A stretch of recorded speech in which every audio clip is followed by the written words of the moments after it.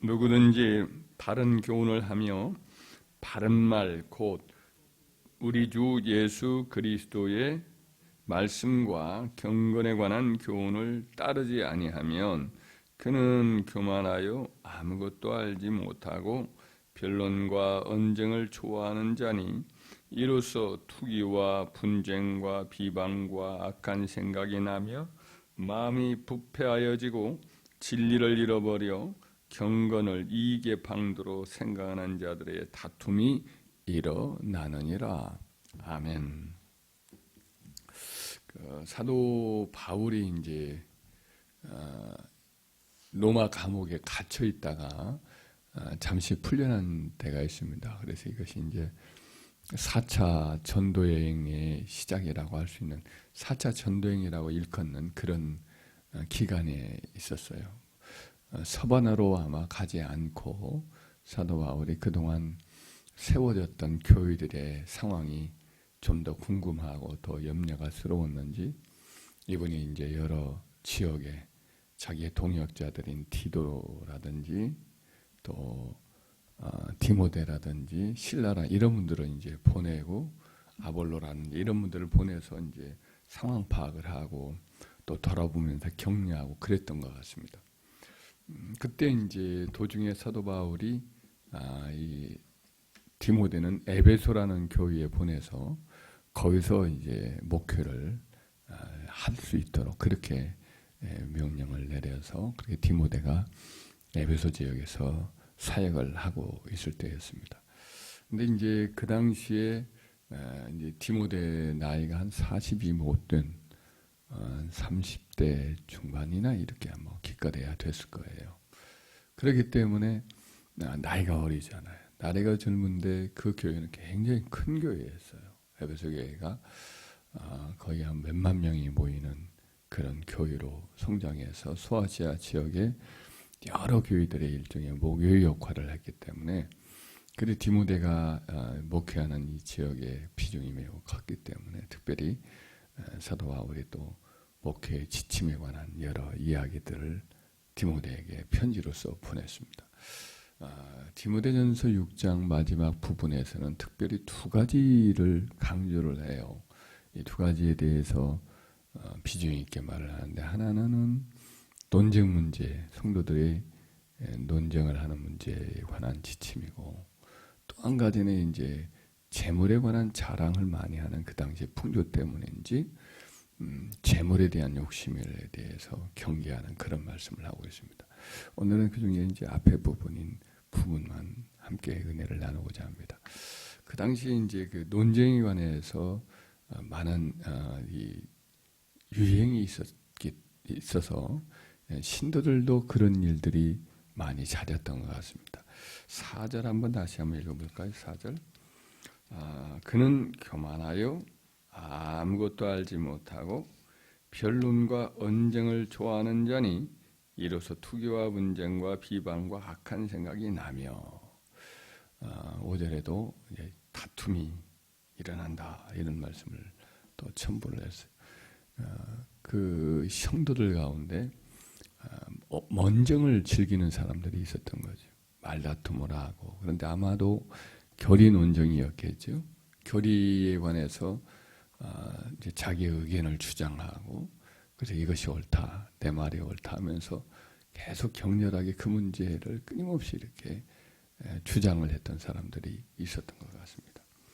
근데 이제 그 당시에 왜 이런 문제가 특별히 이제 되었느냐면 그 지역도 문화권으로 보면 헬라 문화예요. 헬라 문화 곧 그리스 문화인데 그리스 사람들은 오랫동안 그 가장 중요하게 여기는 사상이 바로 지혜예요.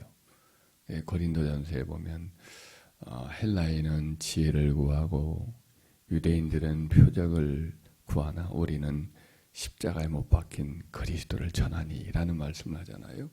헬라 사람들은 지혜를 숭상합니다.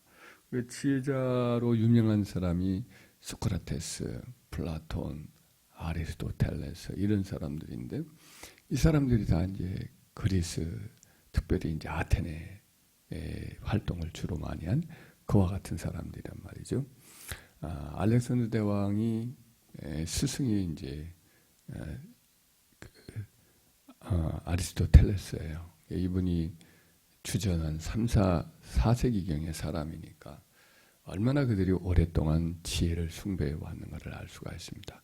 그 당시에 소크라테스가 이제 결국은 독배를 마시고 죽게 돼요.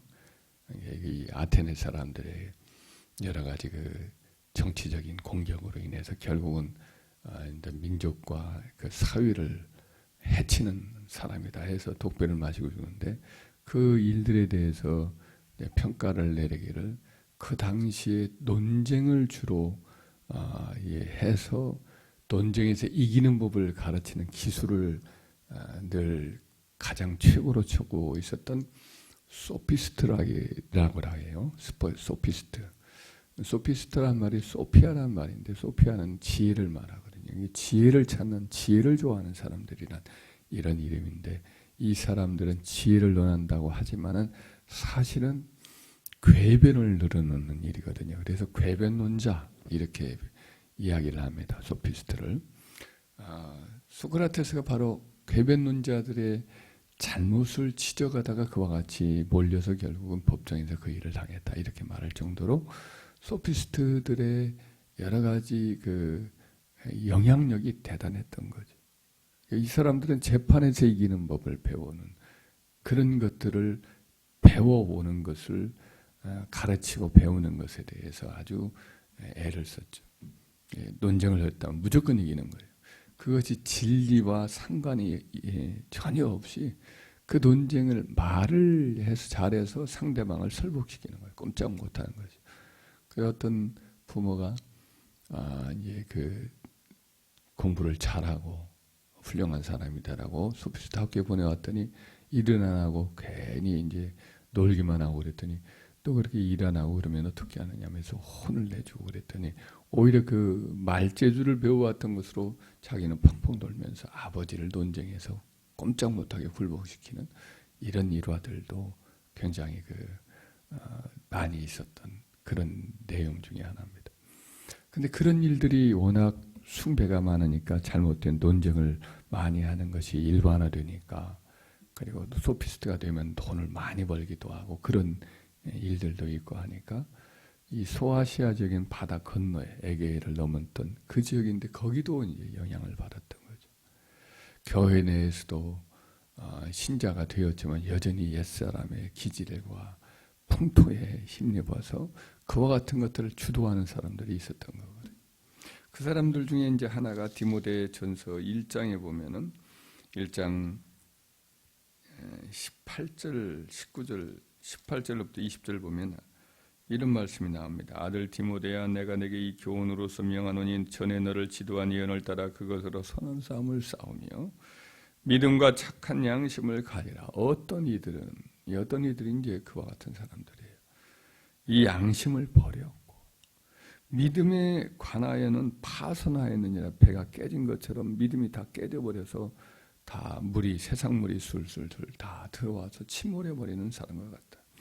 그 가운데 후메네와 알렉산더가 있으니 내가 사탄에게 내준 것은 그들이 훈계를 받아 신성을 보도하지 못하게 하려 합니다. 이 사람들은 교회 내에 있으면서 알렉산더 같은 사람은 이제 구리 같은 것을 가지고 이제 세공하는 세공업자인데 사도 바울을 심히 대적한 자로 사도 바울이 너도 저를 주의하라고 디모데후서 4장에 말할 정도로 죄종을 대적하고 논쟁을 벌이고 또 부활은 이미 지나갔다고 그런 부활을 부인하기도 하고 계속해서 말다툼을 일으키는 그런 일을 했어요.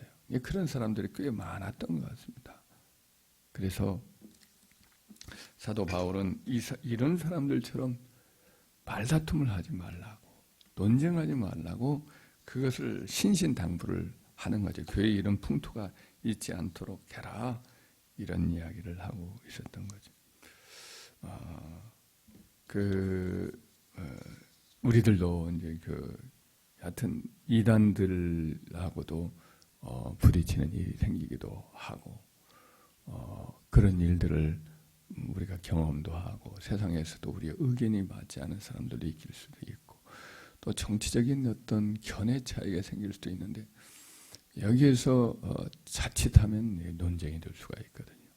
이것 때문에 서로 생각들이 날카롭게 서로 필요하다 보면 다툼이 될 수도 있거든요. 이런 일은 되도록이면 피하는 게 좋습니다. 우리가 뭐 건전한 의견 교환 같은 건 필요하지만 지나치게 논쟁을 좋아하고 말다툼을 좋아하고 상대방을 말로서 설복시키는 것을 좋아하는 것은 좋지가 않습니다. 논쟁에서 이기고 사람을 잃는 경우가 많이 있습니다. 특별히 교리 논쟁은 그럴 필요가 없습니다. 이단은 한두 번 훈계한 후에는 멀리하라 이런 말씀을 했어요. 그 사람들은 바꿔지기가 참 어렵습니다. 그래 하나님께 맡기고 멀리하는 것이 좋습니다. 교회 안에서 어떤 일이든 말다툼을 하지 않도록 조심하고 야고보 선생이 말하기를 사람마다 알지니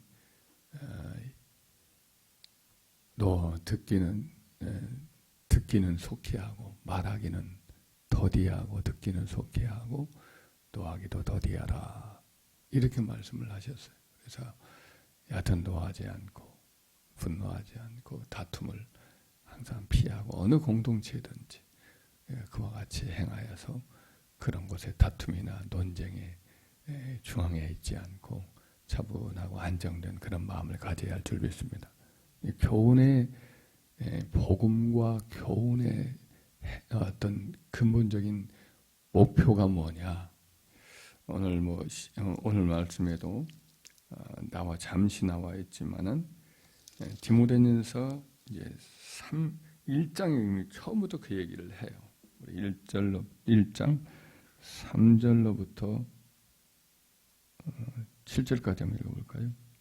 시작. 내가 마케도냐로 갈 때에 너를 권하여 에베소에 머물라는 것은 어떤 사람들을 명하여 다른 교훈을 가르치지 말며 신하와 끝없는 족보에 몰두하지 말게 하려 함이라.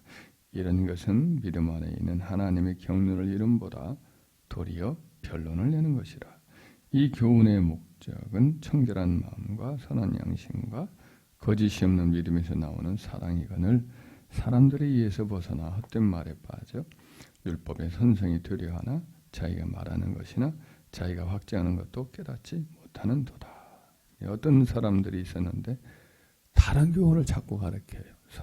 성경의 진리와 상관없이 다른 교훈을 자꾸만 섞어요. 그리고 신화와 끝없는 족보에 몰두했단 말이죠. 아마도 이 신화라는 것이 그리스 로마 신화적인 그런 비상식적이지만은 그 당시 사람들이 믿고 있었던 그와 같은 인간이 만들어둔 이야기일 수도 있지만은 제 생각에는 또 유대인들이 성경 외에 구전으로 내려오는 이야기들이 있어요. 이것을 탈무드라고도 하고 또 다른 여러 가지 이야기들이 많아요. 아브라함의 여러 가지 이야기 혹은 뭐 엘리야의 이야기 이런 일들이 많이 있어요. 그 사람들이 만들어둔 이야기들이 일종의 그 환상적인 이야기들이어서 이런 것들은 성경에 맞지 않다. 외경이라고 치우치거나 위경이라고 말해요. 위경 내지 외경 이런 것들을 이 사람들이 받아들여 가지고 이제 유대인들은 이런 것을 또 좋아하는 사람들이 있으니까 이걸 이제 어디서 듣거나 연구해 가지고 와서 교회 안에서 퍼뜨렸을 가능성도 매우 큽니다. 이것은 격가지요 잘못된 상상력의 산물인데 이것들을 자꾸만 잊고 퍼뜨리는 거죠. 이로 인해서 끝없이 변론이 나고 논쟁이 일어나고 사람들이 마음들이 흐트러지고 말다툼이 생기는 거죠. 그러면서 이 사람들은 또 율법을 가르친다고 자꾸만 율법의 선생으로 자처하기도 하고 지도자로 자처하기도 해요. 이러다 보니까 이제 교회의 분위기가 흐려지고 이 사람들에 의해서 이단과 사이비적인 견해에 빠지는 사람들 생겨서 그것에 대해서 너는 하지 않도록 하도록 이렇게 너를 이제 에베소에 머물게 했다 이 말씀을 하거든요. 그러면서 이제 이 교훈의 목적이 뭐냐? 이 교훈의 목적이라는 것은 복음의 교훈의 목적이라는 거예요. 진실한 하나님의 말씀은 무엇을 위한 것이냐? 여기에 보면 4절에 5절이죠. 5절 한번 읽어볼까요? 1장 5절. 이 교훈의 목적은 청결한 마음, 선한 양심, 거짓이 없는 믿음, 거기로부터 나오는 사랑이라 이거예요. 이 양심과 내면 인격과 진실한 믿음을 잘 길러가며 거기로부터 나오는 참된 그리스도의 사랑을 실천에 옮기는 거예요. 이것이 이제 신앙의 궁극적인 목적인 거예요. 머리로 뭘 많이 알고 교리를 많이 알고 이것도 다가 아니에요. 이것을 알아감으로 주님을 더욱더 사랑하고 섬기면 좋은데 오히려 지식을 많이 알수록 교만해질 수 있고 남을 판단할 수 있고요. 그러거든요. 이 신학교 가서 더 많이 알면 알수록 이 사람들이 다른 사람을 깔보고 율법에 선생이 되려고 하고 또 오히려 교육에 다니면서 더 걸림돌하는 경우도 있어요. 그래서 자칫 뭐 이렇게 군소신학교 가서 목회는 하지 아니하면서 전도사가 되고 목사가 되면 이런 일들이 더 자기 자신의 영혼에 해가 되고 늘 기름에 물 위에 기름 둘듯이 늘 떠돌아다니면서 결국은 신앙적으로 손해를 보는 사람들을 적잖이 많이 봐요. 이런 것들은 참 성경을 알아가는 본래의 목적을 잃어버리는 사람들이 있거든요. 우리는 신앙의 목적이 뭐냐? 우리 양심이 더 순결해지고 우리 마음이 청결해지고 더 겸손해지고 주의 말씀을 두려움으로 떨며 사랑하며 늘 섬김의 열매를 맺는 것이고 사랑이 깊어지고 소망 중에 살고 믿음이 순수해지는 그와 같은 열매를 맺는 것이 바로 이제 신앙의 목적이란 말이죠. 그래서 이런 점에서 우리는 논쟁을 싫어하고 이것들은 피하고 어떤 우리 자신을 돌아보고 더 참여하는 자가 되는 그런 삶을 사는 납자가 엎드려지고 세월이 갈수록 겸손해지고 하나님의 교회에 훈훈한 그리스도의 사랑을 이렇게 잘 모범으로 보여줄 수 있는 참된 그리스도의 제자가 되는 것, 이것이 가장 중요한 것이다 라는 것을 다시 한번 마음에 새기고, 여하튼 이 논쟁을 일으키는 사람들을 히브리서 12장에 보면 쓴뿌리라고 표현을 해요. 쓴뿌리. 쓴뿌리란 이 사람과 접촉하면 마음이 말하자면 거칠어지고 교만해지고 다른 사람의 해를 끼치고 생각에 악한 영향을 주는 거거든요. 이런 사람이 있는가 주의하여 살펴라, 이런 당부를 해요. 어디든 자칫 이런 쓴뿌리가 생기면 그 교회는 그냥 늘 이제 괴로움이 생기는 거죠. 교만하고 잘못된 이단적인 생각을 끌어들이고 논쟁을 벌이는 이런 사람이 있으면 안 돼요. 반드시 이제 분열이 되죠. 우리 교회는 그런 사람이 하나도 없도록 늘 기도하기도 하고 살피기도 하고, 우리는 어떻게든지 겸손하고 세월이 갈수록 머리를 숙이고 더 주님을 닮아 잘 섬기는 진실한 주님의 제자가 되기를 주의 이름으로 축원합니다.